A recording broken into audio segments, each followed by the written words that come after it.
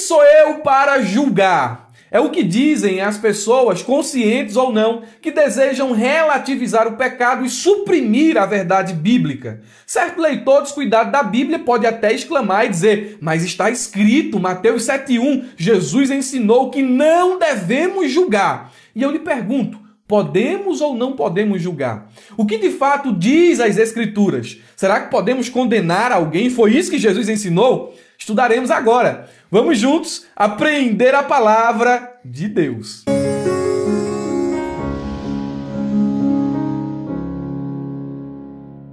Meus irmãos, quero cumprimentá-los com a paz do Senhor Jesus. Sou Murilo Alencar e com a graça de Deus estamos dando início a mais uma pré-aula da Escola Bíblica Dominical. Fico feliz em vê-lo aqui novamente. Aos que estão chegando agora, sejam muito bem-vindos. Aproveita, já se inscreve no canal, ativa o sininho para receber as notificações, deixa o like e se tiver dúvidas, coloque aí nos comentários. Aos que já fazem parte da ferramenta EBD, revelo aqui a minha gratidão e deixo o meu abraço especial. Se você ainda não conhece a ferramenta EBD, está perdendo tempo. O link está na descrição do vídeo. Você vai clicar nesse linkzinho azul que está aí embaixo e vai ter acesso a essa ferramenta extraordinária que tem tudo que o superintendente, dirigente, professor, adjunto e secretário da escola dominical precisa em um só lugar. Na ferramenta EBD você vai encontrar subsídios teológicos mais trabalhados, mais elaborados, cursos de capacitação, vai encontrar material de marketing, divulgação para você envolver a sua classe todos os dias da semana e vários outros recursos. Amém? Ferramenta EBD é bênção para você. Não perde tempo, clica e vai conhecer. Hoje nós estudaremos a lição de número 11, datada do dia 12 de junho de 2022, cujo assunto é sendo cautelosos nas opiniões. Estamos em reta final. Chegamos no último ciclo do estudo desta revista. Estudamos o capítulo 5, o capítulo 6 do Evangelho de Mateus. Agora nós adentramos no último capítulo, alvo de nosso estudo, que é onde está registrado o finalzinho do Sermão do Monte, capítulo de número 7. O nosso texto áureo nos diz assim: sede, pois, misericordiosos, como também vosso Pai é misericordioso. Lucas, capítulo de número 6, versículo de número 36 é o que diz a versão corrigida. Na versão NVT, o texto pode ser lido assim: sejam misericordiosos. É um estilo de vida, é algo que nós devemos adotar, é um tipo de comportamento que nós devemos exercer. Quem é o nosso modelo, o nosso exemplo? O autor vai dizer: assim como seu Pai é misericordioso. Na versão NTLH, lemos assim: tenham misericórdias dos outros. Veja quem é o alvo da nossa misericórdia, os outros, o nosso próximo. Assim como o Pai de vocês tem misericórdia de vocês. Recebemos esse benefício de Deus. E esse benefício que recebemos de Deus, sua compaixão, sua misericórdia, que é algo não só na esfera do sentimento, mas também da ação, assim também nós devemos imitá-lo.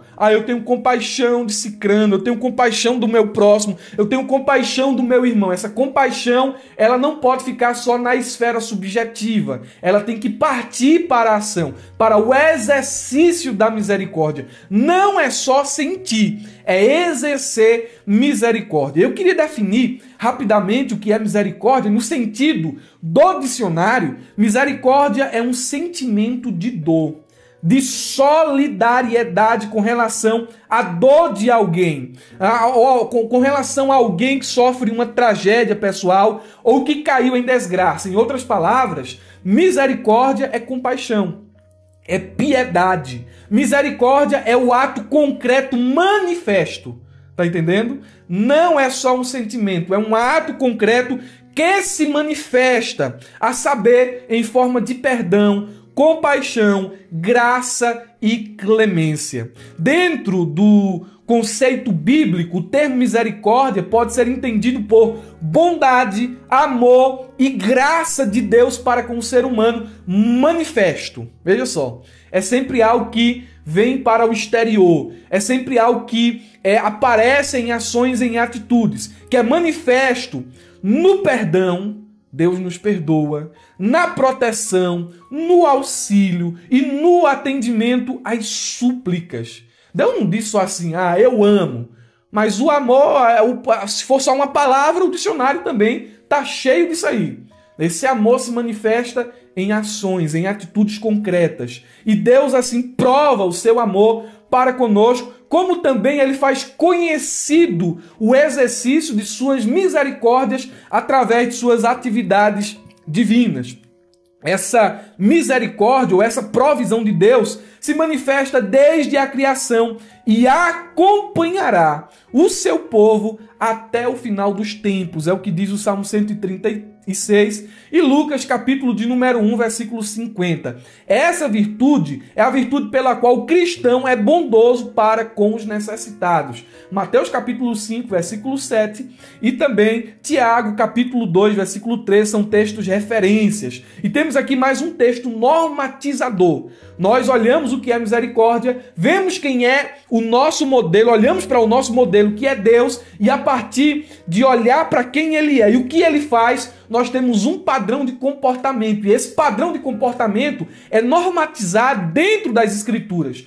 Olha o que é que diz Colossenses, capítulo 3, texto importante, não tem na lição. Colossenses, capítulo 3, versículo 12 e o versículo de número 13. Visto que Deus os escolheu para ser seu povo santo e amado, revistam-se de compaixão, misericórdia, bondade, misericórdia aqui, humildade, mansidão e paciência. São tudo aqui frutos da misericórdia. Sejam compreensivos uns com os outros e perdoem quem os ofender. Lembrem-se de que o Senhor os perdoou. Veja, ele é sempre o nosso modelo. De modo que vocês também devem perdoar. Assim como ele fez conosco, nós devemos fazer com o nosso próximo. A verdade prática, ela diz o seguinte: quando julgamos as pessoas, quando julgamos as pessoas, nos colocamos em uma posição que não compete a nós, seres humanos ou seres imperfeitos e falhos. Olhando para a verdade prática, eu aprendo aqui pelo menos duas coisas. Eu quero compartilhar com vocês. Isso aqui é muito importante. É lição para você levar para a sua vida. Transmita isso para a sua classe com muita firmeza. Nós, quando no exercício de nossas funções ou do nosso cristianismo, muitas vezes nós nos encontraremos em situações que um parecer é necessário, um julgamento é necessário. Agora devemos ter consciência, e é o que diz a verdade prática aqui, que somos seres humanos imperfeitos e falhos. Então, o nosso julgamento pode não ser o mais acertado, pode não ser o verdadeiro. É por isso que o título da lição diz: devemos ser cautelosos em nossas opiniões. Porque por mais que o homem se aproxime de Deus, por mais que o homem se santifique, ele vai continuar sendo homem. Veja que exemplo interessante nas Escrituras. 1 Samuel, capítulo 16, versículos 6 e 7, a Bíblia diz assim: quando chegaram, Samuel viu Eliabe e pensou, ele fez um julgamento. Com certeza, este aqui é o que o Senhor quer ungir. O Senhor logo corrigiu o profeta, né? O Senhor, contudo, disse a Samuel: não considere a sua aparência, nem a sua altura, pois eu rejeitei. Samuel emitiu um parecer a partir daquilo que ele estava vendo, mas a ótica dele não era a ótica de Deus, apesar de ser profeta, juiz, sacerdote, homem de Deus, santo, ele errou em um julgamento que fez. É por isso que nós devemos ser cautelosos. O Senhor disse a ele: o Senhor não vê como o homem, Samuel.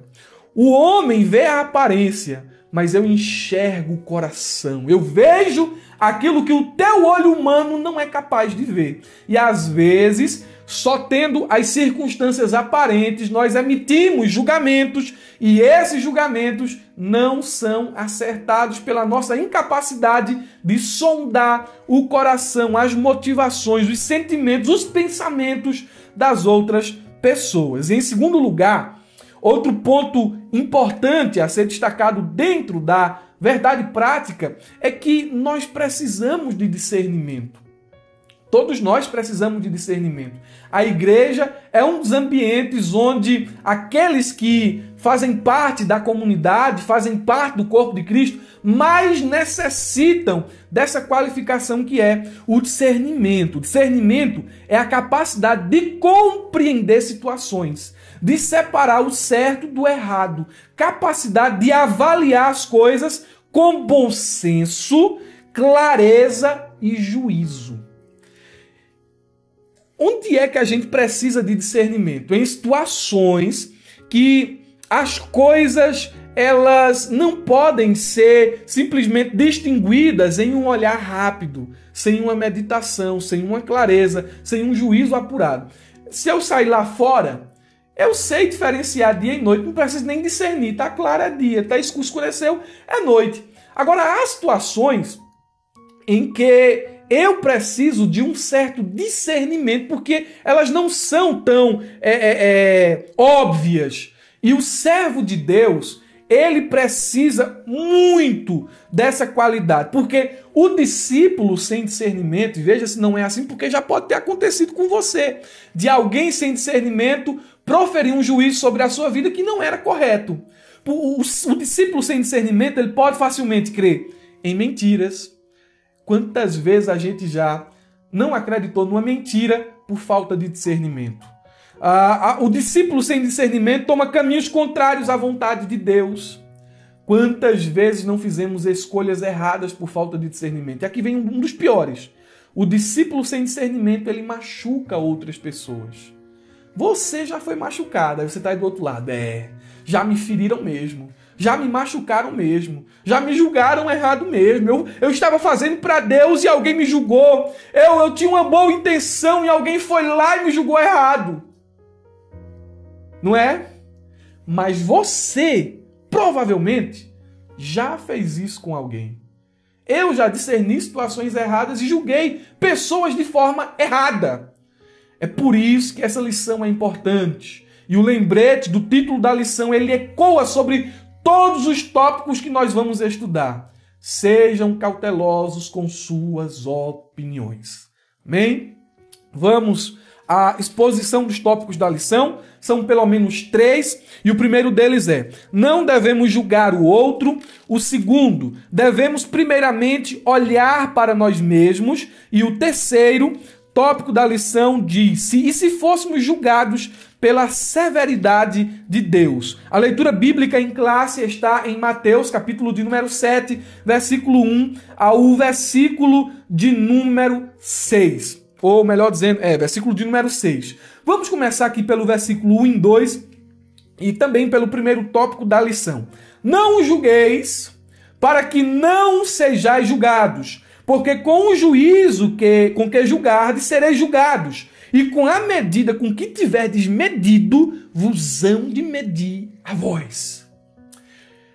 Como entender essa expressão, não julgueis? O que é que Jesus está comunicando ao utilizar esse termo? Eu não posso julgar, eu não posso diferenciar, dizer que alguém está errado, eu não posso discernir entre uma situação e outra. É isso que Jesus está proibindo? A resposta a essa pergunta pode ser dividida em pelo menos 3 partes. Fique atento a todas elas. Em primeiro lugar, eu concordo perfeitamente com o que disse Fritz Heichner. Ele disse o seguinte, ele escreveu: Jesus se refere, nesta passagem, à atitude condenável de julgar sem amor. Meu Deus! De julgar sem amor. É aquele tipo de julgamento que simplesmente você quer ver o mal da outra pessoa. É aquele julgamento que você tem prazer em ver a condenação. É um julgamento sem amor. E esse julgamento sem amor, ele não é imparcial. Ele não é aquele julgamento sem preconceitos. O escritor prossegue dizendo o seguinte: ao qual ocorre com especial facilidade pelas costas do próximo. Você não dá o direito do outro se defender, você só dá a sentença. Você não senta ele no banco de réus para entrar em juízo, mas você já traz aqui a condenação. Esse tipo de julgamento, prossegue o autor, ele diz assim, e qual é, em geral, o motivo do julgamento frio e da condenação pelas costas? É a satisfação malévola, secreta, com a desgraça do próximo. É você se satisfazer em ver o seu irmão em desgraça. O próprio eu quer destacar-se com tanto maior brilho diante do fundo escuro da pretensa injustiça do outro.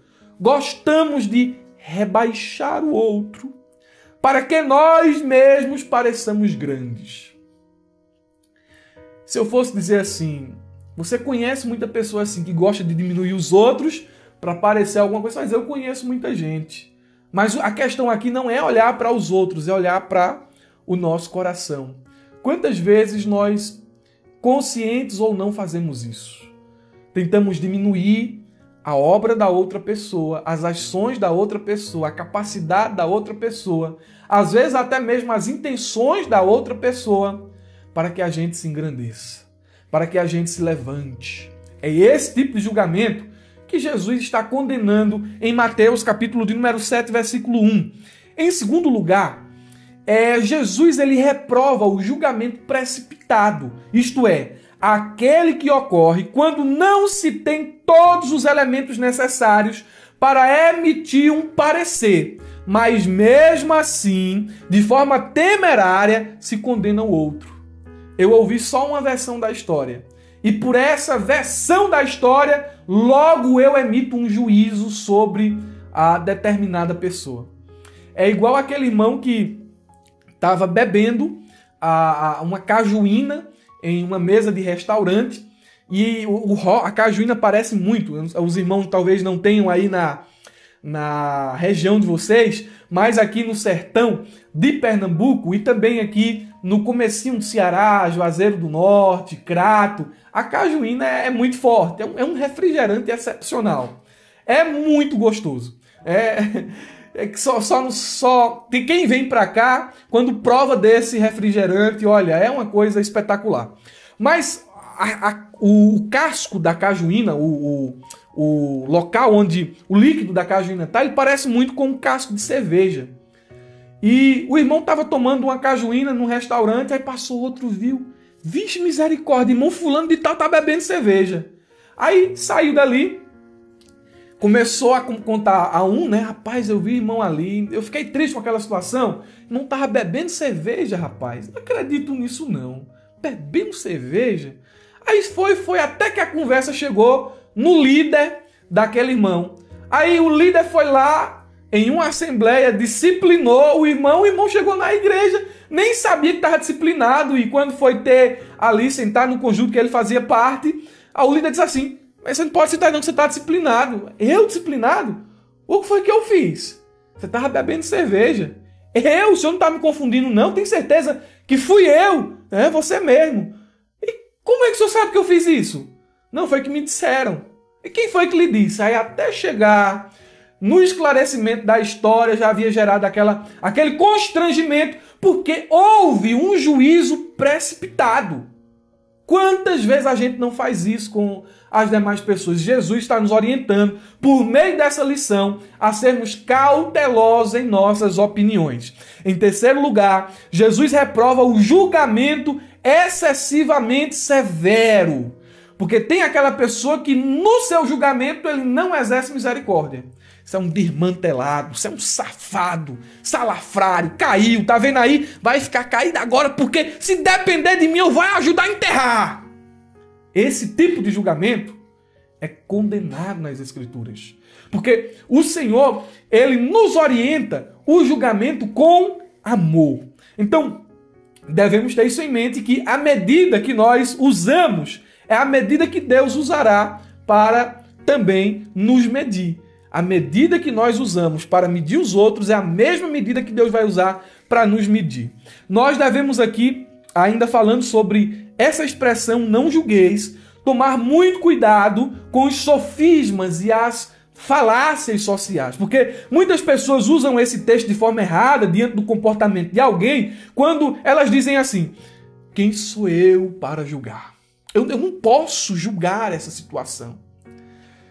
Isso é um sofisma social, uma falácia social.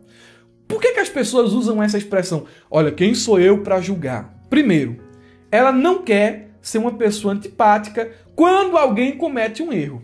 Ela sabe que está errado, ela sabe que é um erro, ela sabe que é prejudicial, mas ela não quer falar que está errado e às vezes até concorda com o erro para não parecer antipática, para manter as relações, para ser aquele homem ou aquela mulher que proclama um evangelho da boa vizinhança. Errado. O texto não produz esse tipo de gente. Isso aí é falácia social. Em segundo lugar, ela pode não querer ser querer ser uma pessoa modesta. Excesso de humildade, falta de humildade, né? Transmitindo uma certa humildade, né? Quando eu falo de humildade, eu disse uma humildade falsa, né? Expondo que não é capaz de julgar outra pessoa. Olha, tá lá o camarada em adultério, flagrante adultério, comprovado adultério, e ela olha assim: eu não tenho capacidade de julgar essa situação. Eu prefiro deixar nas mãos de Deus. Mas é errado fazer isso aqui? Deus sabe. Eu sou muito pequeno para avaliar todas as partes envolvidas. O texto também não produz esse tipo de pessoa. Isso é fruto de uma falácia social. Em terceiro lugar, a pessoa também utiliza quem sou eu para julgar quando ela quer se privar de tomar uma posição. Porque no mundo atual é politicamente incorreto dizer o que é errado. É por isso que João Batista foi um pregador politicamente incorreto, porque ele olhou para Herodes e disse assim: não te é lícito se apossar da mulher de teu irmão, isso é pecado. Ainda que isso tenha custado sua vida, ele não negociou a verdade, ele denunciou o erro. Não, mas eu não posso tomar uma posição, vou me privar de tomar um partido nessa situação.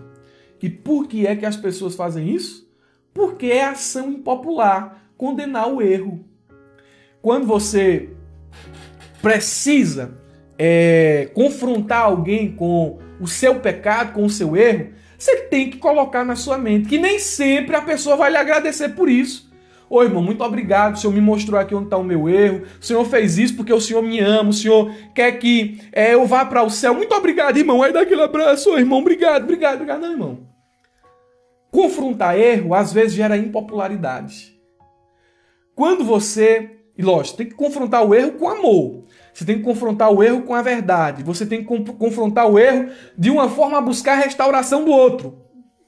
Mas, mesmo assim, quando as intenções são boas, a reação pode ser impopular. E também a reação pode ser contrária. Outra pessoa pode lhe odiar por isso.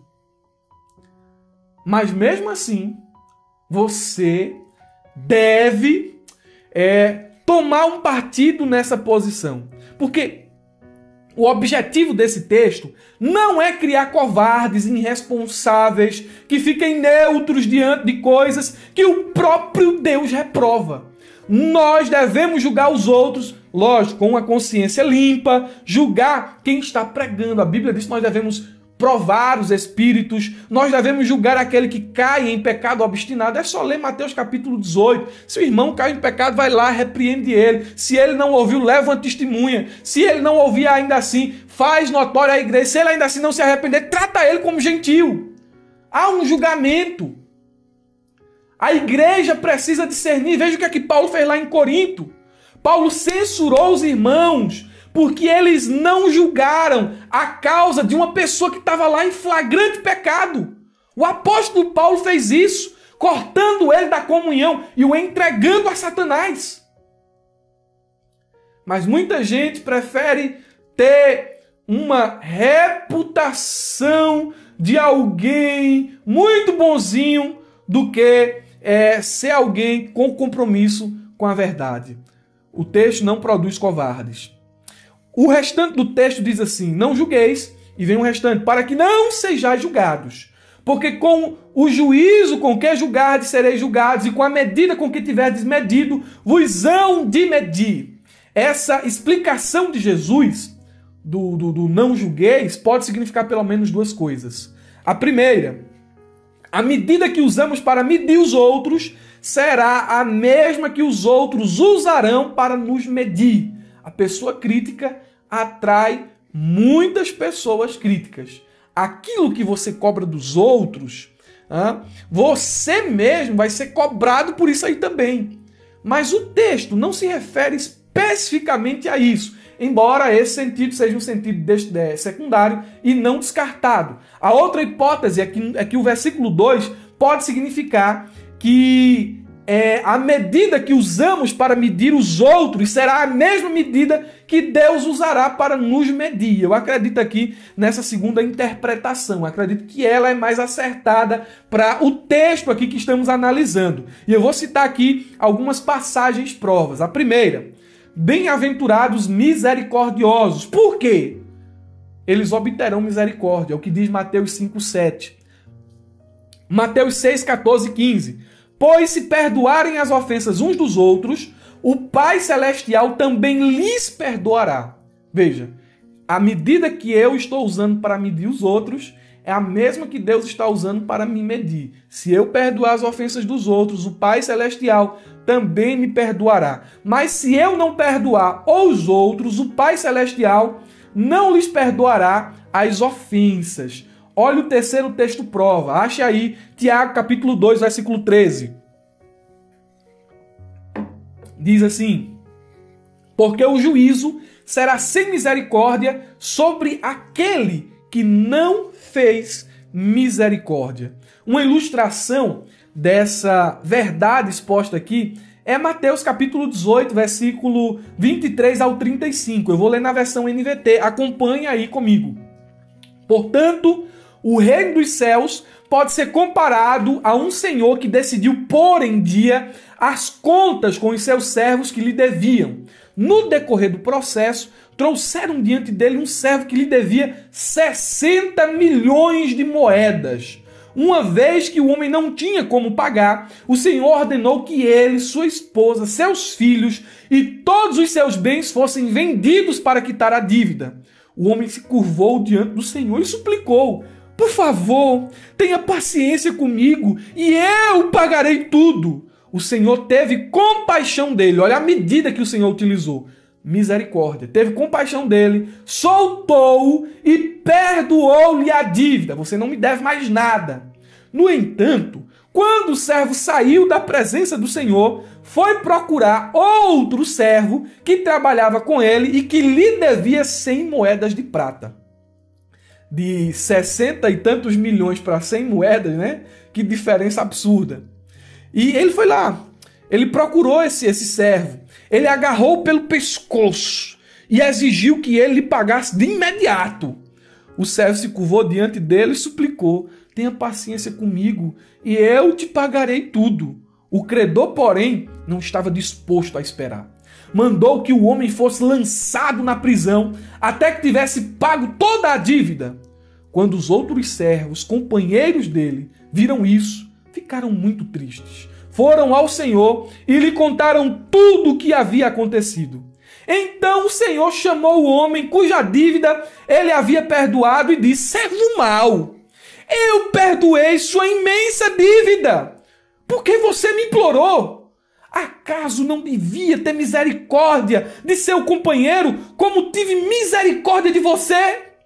Irado, o Senhor mandou o homem à prisão para ser torturado até que lhe pagasse toda a dívida. Conclusão: assim também meu Pai Celestial fará com vocês, caso se recusem a perdoar de coração os seus irmãos. O que é que a gente pode depreender disso aqui? Os judeus, eles acreditavam que Deus usava duas medidas para julgar: justiça e misericórdia. Na primeira ocasião, o Senhor da parábola aqui mencionado usou a medida da misericórdia. Mas vendo a atitude de seu servo, ele voltou atrás e utilizou a medida do juízo. Qual a lição presente nisso aqui? Estamos construindo réguas com as quais seremos medidos depois. Veja como o título da lição ecoa em todos os tópicos. Sejam cautelosos com suas opiniões. Em segundo lugar, nós temos aqui o prosseguir do texto. Devemos primeiramente olhar para nós mesmos. É o segundo tópico da lição. O texto bíblico diz assim: e por que reparas tu no argueiro, no ciscozinho, na fuzilagemzinha, no farelozinho, na farpa que está no olho do teu irmão e não vês a trave, a estaca, a viga que está no teu olho? Como dirás a teu irmão: deixa-me tirar o ciscozinho, o argueiro do teu olho, estando uma trave no teu? Hipócrita! Tira primeiro a trave do teu olho, e então cuidarás em tirar o argueiro do olho do teu irmão. O que é que esse texto está ensinando? Meu Deus do céu! Eu coloquei aqui os danos causados pelo julgamento precipitado. Devemos ter muito cuidado com o julgamento precipitado. Devemos julgar. Devemos exercer juízo e discernimento. Mas esse juízo e discernimento não pode ser precipitado. Dentro desse texto aqui, Jesus mesmo ele fala de julgamento. Mas ele fala daquele julgamento que não é o julgamento hipócrita. Eu estou condenando o outro naquilo que eu faço pior. O que é que ele diz? Você vai tirar a trave do teu olho e depois você vai ajudar o seu irmão a tirar o cisco do olho dele. Então, há um julgamento implícito aqui. Mas preste atenção nos danos causados pelo julgamento precipitado. O julgamento injusto, ele traz prejuízo para a vida espiritual do crente e para o seu ministério junto aos irmãos. Qual é o primeiro prejuízo? O primeiro prejuízo é juízo mais severo. A forma como você julga seu irmão, Deus ele vai levar em consideração. E isso vai prejudicar a sua relação com Deus. Porque você está construindo uma medida sem misericórdia e Deus vai lhe julgar de acordo com essa sua atitude. Em segundo lugar, o juízo precipitado, ele promove cegueira em relação a si mesmo. É uma cegueira aos próprios erros. Veja que ironia, né? O argueiro é o pequeno cisco. A trave é uma grande estaca de madeira. Aí você imagina aí um camarada andando na rua, uma estaca no olho, mas ele não consegue enxergar a estaca que está no olho e de longe ele vê o cisco no olho do irmão. Não acredito que aquele irmão está fazendo isso. Não acredito. Ele fazendo 100 vezes pior. Então, o juízo precipitado, ele promove cegueira em relação a si mesmo. É o segundo prejuízo. E em terceiro, e considero talvez o pior, ele desqualifica o homem e a mulher para admoestar os outros. Porque, preste atenção nessa ilustração de Jesus. Como é que eu vou tirar um cisco do olho do irmão se eu tenho uma estaca no meu? Eu estou enxergando direito? Você já pensou? Um cego vai tirar um cisco do seu olho, ele vai lhe machucar. Às vezes até sem querer ele vai lhe machucar. Porque ele não vê. Ou a pessoa que está com a trave no olho, ela não está enxergando direito. Como é que ela vai tirar o cisco do olho da outra pessoa? Ela não consegue enxergar, porque seus próprios olhos estão tapados. Ela está ali tentando tirar o cisco, ela vai machucar outra pessoa. Então o julgamento precipitado nos desqualifica para admoestar os outros. Eu tenho aqui outro texto que também ilustra essa verdade aqui, mas não vou ler, você vai ler aí para ganhar tempo. 2 Samuel, capítulo 12, versículo do 1 ao 7, é o exemplo de Davi. Ele emitiu um julgamento precipitado a partir de uma história que Natan contou, mas ele estava trazendo sentença sobre si mesmo. Ele foi capaz de ver o erro daquele senhor rico que pegou a ovelhinha do pobre, mas não foi capaz de ver o próprio erro quando agiu assim com Urias. Então, nós devemos tomar muito cuidado com isso.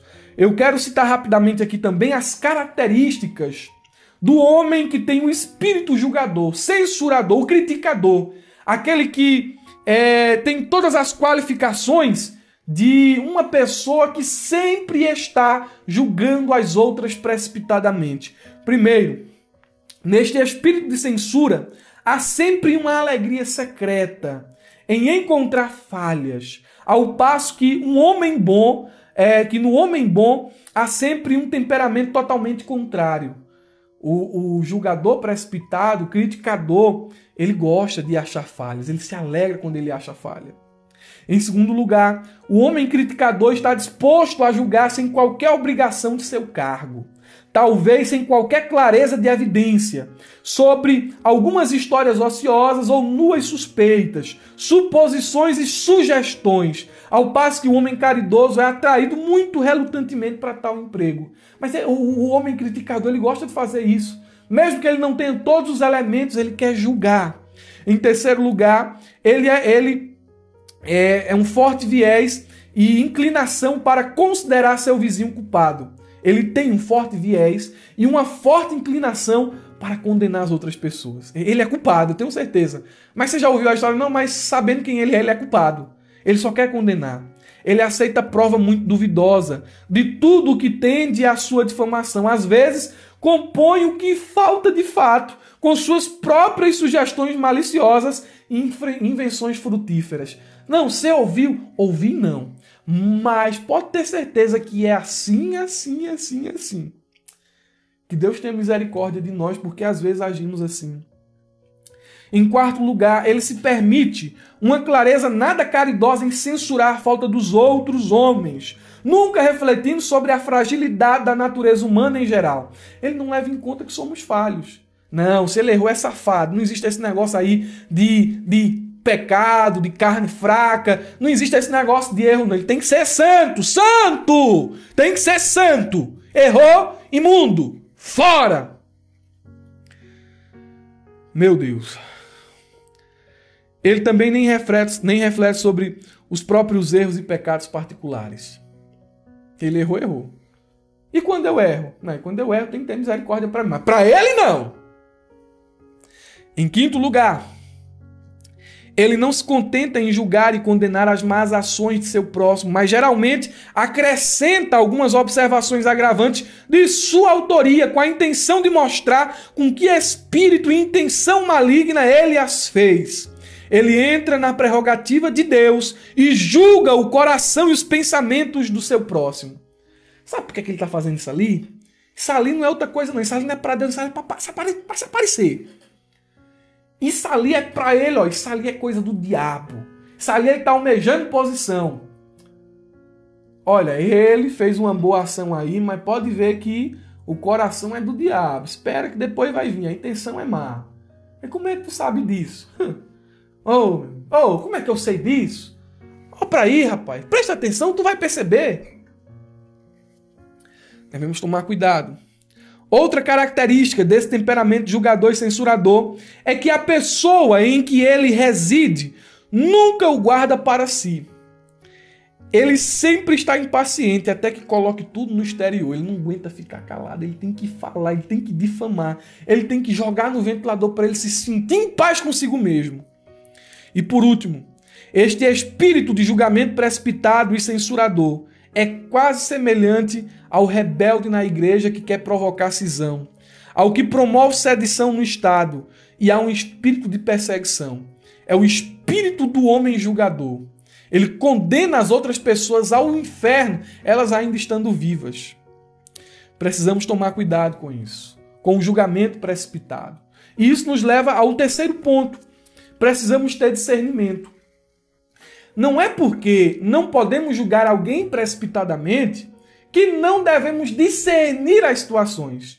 Já o fato de não julgar alguém precipitadamente pressupõe discernimento. Olha, aparentemente ele parece culpado, mas eu não tenho todos os elementos para emitir um parecer. Então, vamos apurar a situação para que no final a gente chegue a uma conclusão. E só essa atitude demonstra um discernimento da situação. Precisamos agir com discernimento. A Bíblia diz em Mateus 7,6, é um dos ditos mais difíceis de Jesus, diz o seguinte: não deis aos cães as coisas santas, nem deiteis aos porcos as vossas pérolas, para que não as pisem e, voltando-se, vos despedacem. Aqui já há um princípio norteador do discernimento. Irmãos, que é o capítulo 7, versículo do 1 ao 5, são diferentes de cães e porcos, versículo de número 6. E irmãos não podem ser tratados iguais a cães e porcos. Não podem ser tratados da mesma forma aqui. O discípulo ele deve discernir com muita prudência. Cães e porcos, dentro dessa passagem, se referem a pessoas devassas, a pessoas violentas, a pessoas perversas e que vivem em abominação. O cachorro aqui não é esse cachorro de estimação, é aquele cachorro selvagem que vive comendo carniça e bebendo sangue. É aquele cachorro que rosna, não domesticado. Esse tipo de animal era considerado imundo pelos judeus. O porco aqui, ele se assemelha mais ao javali europeu, como diz o D. Carson. Então são animais capazes de violência inegável. E eles tipificam esse tipo de pessoa violenta, perversa e que vive em abominação. Os dois aparecem novamente, essas duas figuras, cães e porcos, em 2 de Pedro, capítulo 2, versículo 22, em um contexto igualmente negativo. O texto diz: sobre eles, as pessoas mencionadas na passagem, são verdadeiros os provérbios. O cão volta ao seu vômito e a porca lavada volta a revolver-se na lama. Agora, o que é que esse versículo 6 está ensinando? O princípio geral aqui é que precisamos ter discernimento. Precisamos saber quem é porco, quem é cão e quem é irmão, para que a gente não desperdice as pérolas, os tesouros que nós temos. Como interpretar essa passagem? É um dos ditos mais difíceis de Jesus de todo o Novo Testamento. E eu trouxe aqui a opinião de alguns autores conceituados. O Craig Kenner, ele escreveu o seguinte acerca dessa passagem: talvez implique em não corrigir quem não deseja ouvir. Então, jogar pérolas aos porcos, as coisas santas aos cães, pode ter essa implicação de você insistir com alguém que não quer. Você oferecer ajuda a quem não quer ser ajudado.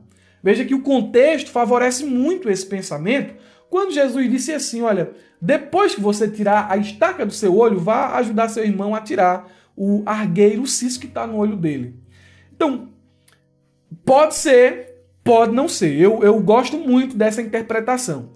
O Carson, ele segue uma linha diferente, afirmando que o evangelho do reino é o que tipifica aqui a coisa santa, as pérolas, não pode ser proclamado a pessoa que consciente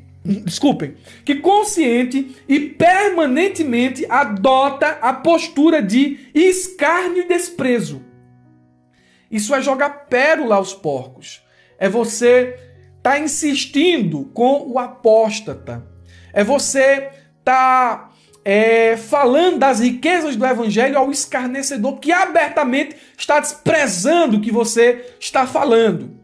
E ele até reitera dizendo que o texto não é uma ordem contra a evangelização. Muito boa a interpretação do Carson, principalmente por conta dessa parte final. O texto não é uma ordem contra a evangelização. A Didaquê, ou o Ensino dos Apóstolos, um documento do primeiro século, ele diz o seguinte, acerca dessa passagem: que ninguém coma ou beba da ceia do Senhor, exceto aqueles que foram batizados no nome do Senhor. Por conseguinte, nosso Senhor também diz: não deis o que é santo aos cães. Então, os não crentes não podem participar da ceia. Era o entendimento dos cristãos primitivos ali do primeiro século. Aqui já não é tanto uma interpretação da passagem, mas uma reflexão teológica do que ela diz. Aqui eles estão fazendo uma inferência teológica. William Hendrickson, ele diz o seguinte também. Ele faz uma inferência teológica aqui.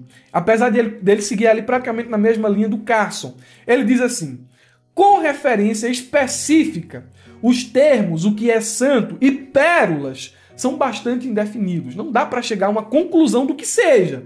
Uma conclusão definitiva. Mas, indubitavelmente, se aplicam a outras coisas além da mensagem do Evangelho. Então aqui ele está concordando com Carson. Mas ele vai trazer aqui uma aplicação, uma inferência. O ofício de ministro, de presbítero e de diácono não deve ser entregue a qualquer um sem a devida qualificação. Quando você consagra, separa alguém ao santo ministério e essa pessoa não preenche qualificações bíblicas ali preconizadas na palavra, você está atirando pérolas aos porcos. John Wesley, vou finalizar com ele. Veja que eu trouxe aqui muitos estudiosos conceituados. John Wesley escreveu: não deem o que é sagrado aos cães. Em outras palavras, sejam cuidadosos ao pensar que alguém merece esse título. Chamar a pessoa de cão, né?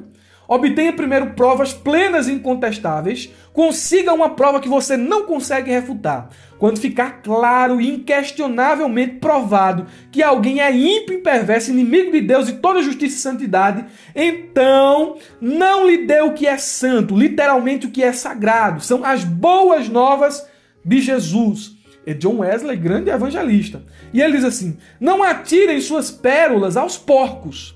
Evite fazer julgamento a respeito de alguém. Se o fato for evidente e inegável, e se estiver acima de questionamentos, então não jogue suas pérolas diante deles. O porco é aquele que não se empenha em se disfarçar. Pelo contrário, ele vangloria-se da vergonha. Ele não tem pureza no coração nem na vida e age com toda a imundícia e avareza. Uma vez que ele não tem sensibilidade espiritual, isso não entra no seu coração e ele não percebe, ele não tem capacidade de fazer juízo de valor. Então, o texto aqui está pressupondo um discernimento. Você tem que saber discernir as situações. Quem é porco, quem é cão, quem é irmão. Assim como nos textos seguintes, que ainda estudaremos, nós devemos saber discernir o verdadeiro profeta do falso, o verdadeiro caminho do falso. Nós devemos avaliar onde devemos construir a nossa casa, se na rocha, se na areia. E assim por diante. Vamos concluir quanto eu mais olho para essa passagem aqui, de Mateus capítulo 7, versículo 1 ao 6, mas eu vejo que eu mesmo me condeno. Novamente, o título ele ecoa aqui. Sejamos cuidadosos em nossas opiniões. Deus nos dê graça para praticar aquilo que pregamos. Há um Salmo 141, verso 1, que diz: fira-me o justo. Será isto uma benignidade? Muitas vezes a gente precisa ser ferido mesmo. As pessoas não podem só concordar com a nossa falha. Há situações que precisamos julgar. E quando esse julgamento vem de um justo, ele será benigno. Repreenda-me, e isso será como óleo sobre a cabeça. Não se recuse a minha cabeça. Se alguém, de forma bíblica, com amor, exercer juízo sobre a sua vida, não odeie essa pessoa. Escute a repreensão. Gálatas capítulo 6, versículo 1 diz: irmãos, se alguém for surpreendido em algum pecado, vocês que são espirituais deverão restaurá-lo com mansidão. Cuide-se, porém, cuide-se também, cada um, para que também não seja tentado. Então, nós devemos ter muito cuidado com o nosso estilo de exercer o cristianismo. Reflexão final, vou encerrar. Você ficou até o final, você teve paciência comigo, viu? Mas olha essas 4 reflexões finais. Primeiro, é um resumo de tudo. Jesus não proibiu o juízo em casos necessários, mas a crítica indevida sem levar em conta as próprias debilidades. Segundo, não temos a capacidade de discernir o destino final das pessoas. Por isso, não podemos julgar as pessoas nesse aspecto. O que é que nós fazemos? Julgamos os comportamentos temporais, mas o coração só Deus é capaz de julgar. Precisamos ter coragem de virar as costas para pessoas que zombam de Deus e de sua palavra, entregando-as ao juízo de Deus.